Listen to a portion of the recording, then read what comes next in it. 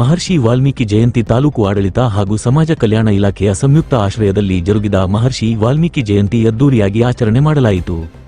ಬಸವನ ಬಾಗೇವಾಡಿಯ ಪಟ್ಟಣದ ಬಸವ ವೇದಿಕೆ ಸಭಾಭವನದಲ್ಲಿ ನಡೆದ ಜಯಂತ್ಯೋತ್ಸವವನ್ನು ಊರಿನ ಮುಖಂಡರು, ಸರ್ಕಾರಿ ಅಧಿಕಾರಿಗಳು ದೀಪ ಬೆಳಗಿಸುವ ಮೂಲಕ ಕಾರ್ಯಕ್ರಮಕ್ಕೆ ಚಾಲನೆ ನೀಡಲಾಯಿತು.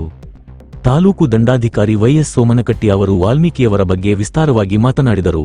ನಂತರ ಬಸವರಾಜ್ ಹಂಚಲಿ ಮಾತನಾಡಿ ಮಹರ್ಷಿ ವಾಲ್ಮೀಕಿಯವರ ಬಗ್ಗೆ ಉಪನ್ಯಾಸ ನೀಡಿದರು. ವೇದಿಕೆಯ ಮೇಲೆ ಸಮಾಜ ಕಲ್ಯಾಣ ಇಲಾಖೆ ಅಧಿಕಾರಿ ಮಂಜುಳಾ ಹಿರೇಮನಿ, ಜಗದೇವಿ ಗುಂಡಳ್ಳಿ, ಈರಣ್ಣ ಪಟ್ಟಣಶೆಟ್ಟಿ, ಡಿವೈಎಸ್ಪಿ ಬಲ್ಲಪ್ಪ ನಂದಗಾವಿ, ಸುರೇಶ ಹಾರಿವಾಳ, ಅರವಿಂದ್ ಸಾಲವಾಡಗಿ, ಅಶೋಕ್ ಛಲವಾದಿ, ಮಹಾಂತೇಶ್ ಸಾಸಬಾಳ, ಊರಿನ ಮುಖಂಡರು, ಸರ್ಕಾರಿ ಅಧಿಕಾರಿಗಳು, ವಿದ್ಯಾರ್ಥಿಗಳು ಉಪಸ್ಥಿತರಿದ್ದರು. ವರದಿ ಮೆಹಬೂಬಾ, 1X ನ್ಯೂಸ್, ಬಾಗೇವಾಡಿ.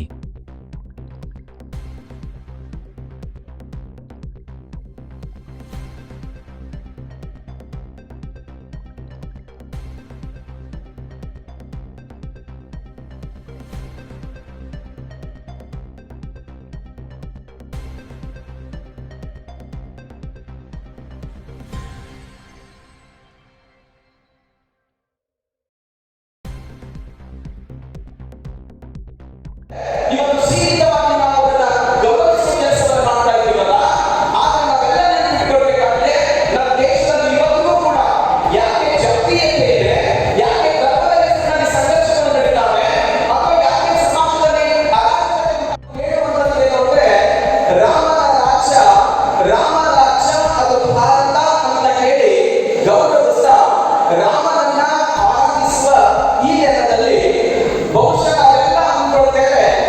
ಇವತ್ತು ಕೂಡ ಎಷ್ಟೋ ಜನ ತಂದೆ ತಾಯಿಗಳು ತನ್ನ ಹುಟ್ಟುವಂತ ಮಕ್ಕಳಿಗೆ ಏನನ್ನ ಹೆಸರಿಡಬೇಕು ಅಂತ ಬಯಸ್ತಾರೆ ಅಂತ ಕೇಳಿದ್ರೆ, ಒಬ್ಬ ಆದರ್ಶ ಪುರುಷೋತ್ತಮನಾಗಿರುವ ರಾಮನ ಹೆಸರಲ್ಲ, ಲಕ್ಷ್ಮಣನ ಹೆಸರಲ್ಲ, ಭರತನ ಹೆಸರಲ್ಲ, ಇಡೀ ಪತಿರಥ ಕುಲವನ್ನ ಎತ್ತಿ ಹಿಡಿದಂತಹ ಸತಿ ಸೀತಾಮಾತೆಯ ಹೆಸರನ್ನ ಇಟ್ಟು ಇವತ್ತು ಜನ ತಮ್ಮ ಮಕ್ಕಳಿಗೆ ಸಾರ್ಥಕವಾದ ದತ್ತನ್ನ ಕಟ್ಟಿಕೊಡಬೇಕು ಅಂತ ಹೇಳಿ ಅವರು ನಾವೆಲ್ಲ ಆಲೋಚನೆ ಮಾಡಬೇಕಾಗಿದೆ. ಒಬ್ಬ ರಾಮನನ್ನ ಪರಿಕಲ್ಪನೆ ಕೊಡಬೇಕಾದ್ರೆ ಇವತ್ತು ಗೊತ್ತಿದೆ, ದೇಶದ ಸ್ವಾತಂತ್ರ್ಯಕ್ಕಾಗಿ ಹೋರಾಡಿದಂತಹ ಒಬ್ಬ ಮಹಾನ್ ಚೇತನ ಮಹಾತ್ಮ ಗಾಂಧೀಜಿಯವರನ್ನ ನಾವು ನೆನಪಿಸಿಕೊಳ್ತಿರ್ಬೇಕಾದ್ರೆ, ಮಹಾತ್ಮ ಗಾಂಧೀಜಿಯವರು ಕಂಡಂತ ಕನಸೇನು ಅಂದ್ರೆ ಭಾರತ ರಾಮರಾಜ್ಯವಾಗಬೇಕು ಅಂತ ಹೇಳಿ ಅವರು ಕನಸನ್ನ ಕಂಡಿದ್ರು. ಕೊನೆಗೆ ಪ್ರಾಣವನ್ನ ಬಿಡಬೇಕಾದ್ರೂ ಕೂಡ ಅವರು ಹೇಳಿದಂತ ಮಾತು ಏನು ಅಂತ ಹೇಳಿದ್ರೆ, ಹೇ ರಾಮ್ ಅಂತ ಹೇಳಿ ಪ್ರಾಣವನ್ನ ಕೊಟ್ಟರಲ್ಲ. ಹಾಗೆ ಇಡೀ ದೇಶವನ್ನ ಆವರಿಸಿರುವ ಒಂದು ಹೆಸರು ರಾಮ ಅಂತ ಆದ್ರೆ, ಆ ರಾಮನ ಹೆಸರಿನಲ್ಲಿ ಎಷ್ಟು ತಾಕತ್ತಿದೆ, ಎಷ್ಟು ಮೌಲ್ಯಗಳಿದ್ದಾವೆ, ಎಷ್ಟು ವಿಚಾರಗಳಿದ್ದಾವೆ ಅಂತ ನಾವು ವಿಚಾರ ಮಾಡಬೇಕಾದ್ರೆ, ಅಂತ ಒಂದು ಪಾತ್ರವನ್ನು ಸೃಷ್ಟಿ ಮಾಡಿರುವಂತಹ ಮಹರ್ಷಿ ವಾಲ್ಮೀಕಿಯವರದ್ದು ವ್ಯಕ್ತಿತ್ವ ಇದೆಂತದ್ದು ಅಂತ ನಾವು ವಿಚಾರ ಮಾಡಲಿಕ್ಕೆ ಸಾಧ್ಯ ಪಟ್ಟರೆ, ಇಡೀ ರಾಮನನ್ನ ಕೊಟ್ಟಂತಹ ಮಹಾನ್ ವ್ಯಕ್ತಿತ್ವದ ಮೇಲ್ಪರ್ವತ ಯಾರಂದ್ರೆ ಅದು ಮಹರ್ಷಿ ವಾಲ್ಮೀಕಿಯವರು ಅನ್ನುವಂಥದ್ದನ್ನ ನಾವೆಲ್ಲರೂ ಕೂಡ ಸ್ಮರಿಸಿಕೊಳ್ತಾ ಅಂತ ಮಹಾನ್ ಚೇತನಕ್ಕೆ ನಾವು ನಮಸ್ಕಾರಗಳನ್ನು ಸಲ್ಲಿಸ್ತಾ, ಕಾಡಿನಲ್ಲಿ ಪ್ರವಾಸ ಮಾಡಿ ಹೋಗುವಂತವ್ರ ಅವ್ರ ಮೇಲೆ ದರೋಡೆಯನ್ನು ಕೂಡ ಮಾಡಿದ್ರು. ದರೋಡೆ ಮಾಡಿ ಅವರಲ್ಲಿ ಇರುವಂತ ಸಂಪತ್ತನ್ನು ಕದ್ದಿ ಅವರ ಕುಟುಂಬದ ಪೋಷಣೆ ಪಾಲನೆ ಮಾಡುವಂತ ಕೆಲಸನೂ ಅವರು ಮಾಡಿದ್ರು. ಇದೇ ಕೆಲಸ ಅವರು ಮಾಡ್ತಾ ಬರ್ತಾ ಇದ್ರು. ಅದರ ಬಹುತೇಕ ಅವರು ಮನೆಯಾಗೂ ಗೊತ್ತಿರಲಿಲ್ಲ ಹಿಂಗೆಲ್ಲ ಆಗ್ಲಿಕ್ಕೆ ಅಂತೇಳಿ. ವಿಶ್ವಮಾನವರಾದ ಶ್ರೀ ಮಹರ್ಷಿ ವಾಲ್ಮೀಕಿಯವರು ಬೋಧಿಸಿದ ತತ್ವ ಸಿದ್ಧಾಂತಗಳನ್ನು ನಮ್ಮ ಬದುಕಿನಲ್ಲಿ ಅಳವಡಿಸಿಕೊಳ್ಳಲು ಆದರ್ಶರಾಗಿ ಮಾಡೋಣ ಎಂಬ ಸದಾಶಯದಿಂದಲೇ ಇಂದು ತಾಲೂಕಾ ಆಡಳಿತ ಬಸವನ ಬಾಗೇವಾಡಿ ಹಾಗೂ ಸಮಾಜ ಕಲ್ಯಾಣ ಬಸವನ ಬಾಗೇವಾಡಿ ಇವರ ಸಂಯುಕ್ತ ಆಶ್ರಯದಲ್ಲಿ ಶ್ರೀ ವಾಲ್ಮೀಕಿ ಮಹರ್ಷಿಯವರ ಜಯಂತ್ಯೋತ್ಸವವನ್ನು ಹಮ್ಮಿಕೊಂಡಿದೆ. ಶುಭಾಶಯಗಳು.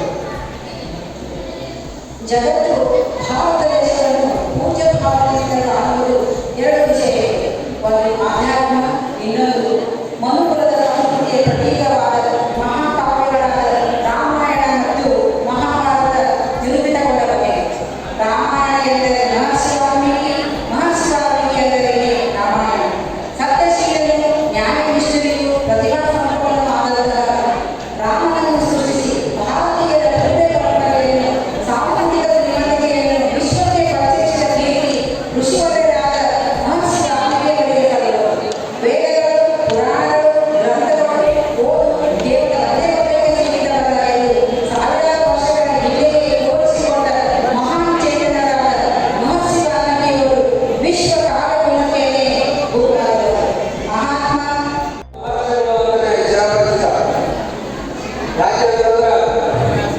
ಇಡೀ ನಮ್ಮ ಕನ್ನಡ ಸಾಹಿತ್ಯದಲ್ಲಿ